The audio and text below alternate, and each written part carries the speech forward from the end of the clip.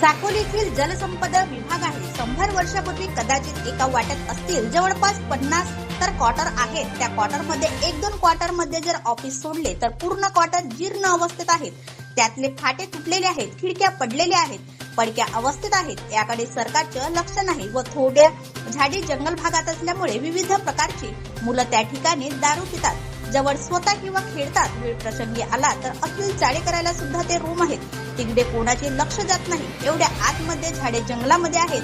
आज वंचित बहुजन आघाडीचे कार्यकर्ते डी.जी. रंगारी यांनी प्रत्यक्षात भेट दिली असता हे सर्व गोष्टी निदर्शनाखाली आल्यामुळे ही अशी अवस्था ह्या सरकारी विभागाचे क्वार्टरची आहे. या जीर्ण अवस्थेत झालेल्या आहेत.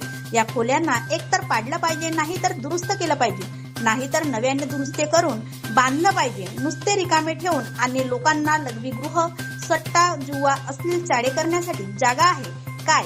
एकतर गरिबांना द्या, नाही तर ते पाडून व्यवस्थित दुरुस्त करा, अशी मागणी वंचित बहुजन आघाडीचे जिल्हा महासचिव डी.जी. रंगारी यांनी केली.